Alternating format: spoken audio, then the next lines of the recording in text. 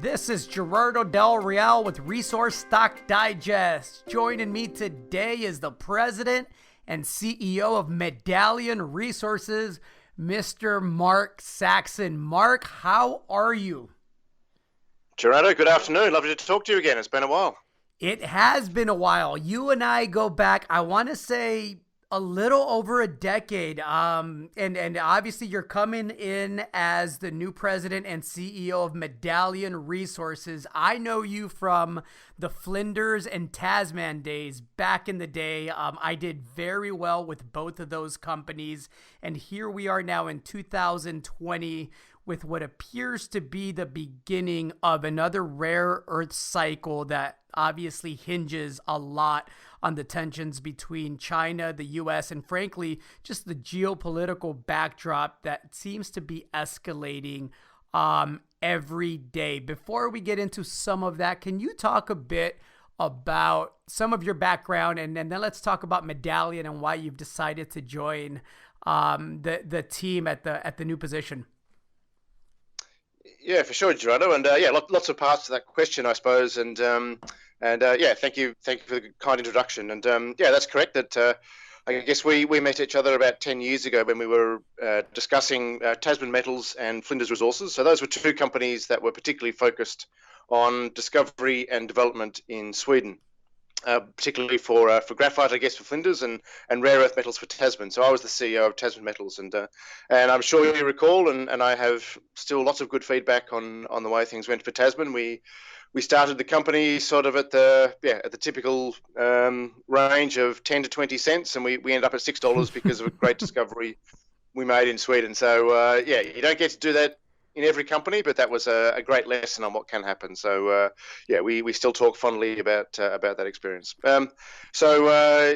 I've continued in the rare earth sector and continued to sort of hone my craft, I suppose, and get to know people, understand the business very well. And I guess that's led me to Medallion Resources. And so I've recently left a company, Leading Edge Materials, that I know you're aware of, and put that into good hands. Swedish management, and I was invited to take over from Don Lay, who has been running Medallion for almost a decade.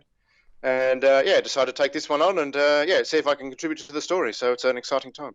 You are one of the most articulate and most well-informed experts in the rare earth space. You are someone that throughout the years I've always referenced when doing research, doing due diligence. Can you explain a bit about your background in the space and just provide a brief overview about rare earth elements and why they're so critical, pun intended, to the future of everything, frankly, right? At the bottom line is there's whether it's a smartphone or an MRI machine or an electric vehicle.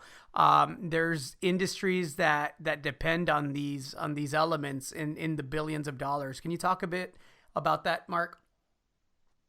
Yeah, for sure. And I guess, as you said, I've been in this market and this industry for about 10 years, and it's an industry that is quite tough, and it does reward perseverance. So I guess you see companies sort of coming in a little bit late, and you really need to build a relationship, and you need to get to know customers, and you need to get to know the supply chain. So not an easy one to come into, and I think I've learned most of the hard lessons anyway. And but I guess when you ask about rare earths, by themselves, they're not that exciting. They're a row of elements that sit at the very bottom of the periodic table. And if everybody remembers their high school chemistry, you maybe never even got down to that point. It was the last thought, I suppose. But I guess if you imagine the periodic table as a whole, the top part of the periodic table are the metals that we know extremely well. We know their properties for zinc and copper and iron, and we know exactly what they do and how to make use of them. With rare earth metals, they have some different chemical properties, and they have quite unusual and unexpected chemical properties. And one of those, obviously, that is very important to us is magnetism, that they can be made into very high strength permanent magnets. Another one is that they can have a small amount of energy and emit light. So again, that's that you don't need that in every circumstance. You're never going to build a bridge out of that material, but if what you need is the property to emit a small amount of light or to make something magnetic, then that's where you go. So looking ahead, then I think rare earth metals, and I'm not I'm stealing this quote, but they've been called the salt and pepper of industry because Right. you just add a small amount and it gives a particular function to another metal or an element or a compound to give it a very exciting and different function. And so that means lighter weight, that means higher strength, that means as you said in EVs, it allows an EV to be lighter, which means the battery can have a longer distance. If you think about, say, maglev trains, where a train can sort of float above railway tracks, that's because of high strength magnets. And so there's lots of applications that are emerging, and there will be many more as the research is done. And I think the US and Europe as well need to be part of that story. Absolutely. Now, you joined Medallion as an advisor, I believe, back in June of 2016. Is that correct? Yeah, that's right, Gerardo. So I've known the story for quite a long time, and enjoyed the company of the people and been part of their research, and decided to get more involved over the last year, and it's been a natural transition for me to sort of help out the company. Where do you see Medallion moving forward? Obviously, Medallion has a tiny market cap. Where is the market cap today, Mark? Yeah, so the market cap in Canadian dollars is 5 or 6 million, and so we're sort of at the startup kind of stage, I suppose, and after a decade of trade. But I guess the company has many milestones in front of it, and so they're the things we're looking at over the next 6 months to achieve. And so the company is particularly technology driven in the rare earth space. It doesn't own a resource, not like most Canadian junior companies. So we're technology driven with a process that extracts rare earths from a waste byproduct. So it's it's an unusual story. So we're working through technology milestones rather than resource milestones, but that gives us a real opportunity to move quickly. We don't need to open a mine; we need to install the technology, and that changes the story a bit for Medallion compared to most of its peers. And how long has the team at Medallion been working on this technology? So I guess in earnest, let's say 5 years, where they've had great support from the Saskatchewan Research Council, where there's been a lot of expertise to get things done.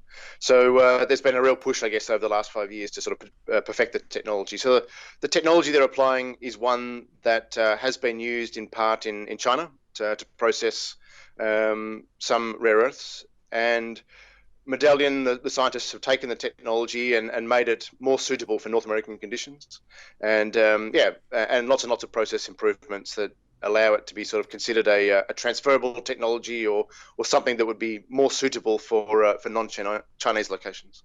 And you just said it. There's a scramble right now for companies and supply chains and governments to find and establish an independent supply chain, right? An independent critical metal supply chain. How does Medallion plan on contributing to that? And have there been discussions with the government here in the U.S. and elsewhere about a collaboration or potentially being able to license or use the technology? Yeah, for sure. And like you say, rare earths are a very hot political subject because at the moment the supply chain is very dominated towards Chinese suppliers, and really it was Chinese industry, Chinese government had a lot more forethought, I suppose, than most other regions. And they saw the opportunities that were being provided from the chemistry of rare earth metals and made a lot more early investments and were a lot more aggressive in the sector. So they've managed to bring the mining, the processing, and the end use of rare earths into China. So I think it's now time for other regions to get involved in that story. And US is one, Europe is one, Australia is one, where we're trying to add value to the materials before they leave the country and ensure we have security of supply as well. So the US has been very active. At the moment, the United States is extremely weak in the rare earth metal supply chain. So everything that comes into the United States, whether it's for industry or for military, is coming from Chinese suppliers. And that's just the way the supply chain is working, and it has worked okay over the last decade, apart from some very well-known problems early in the decade.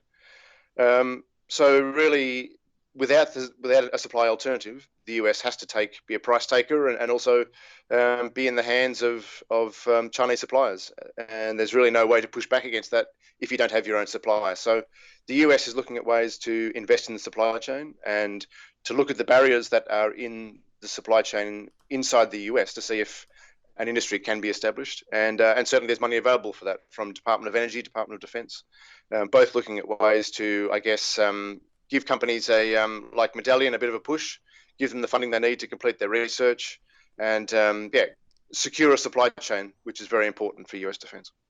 Mark, I want to thank you for taking the time. I love being early to stories. You have a very, very solid share structure. You have a tiny market cap. Frankly, the company is involved in a space where the upside, much like Tasman back in the days, we talked about that success. Increasing value to a market cap that's around the $4 or $5, $6 million level is not very difficult to do if you're able to execute. And I gotta say, I remember a time in the critical metal space where a team of the caliber that Medallion has in place would command a $30 to $50 million market cap just based on the team alone. And so the upside is obviously pretty substantial. I want to bring you back on here soon to talk about the specifics of the technology, how you plan on advancing that. Is there anything else before I let you go that you'd like to add, Mark?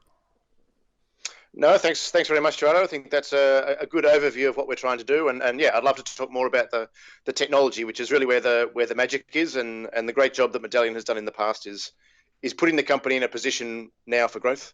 Let's say the ducks have aligned in terms of the story that the US is more in need of these materials than ever before, and Medallion is at the right place at the right time. Well, I think your timing is excellent. Congrats on the new position, and let's chat again soon. Thanks, Gerardo. All right, chat soon. Have a good day.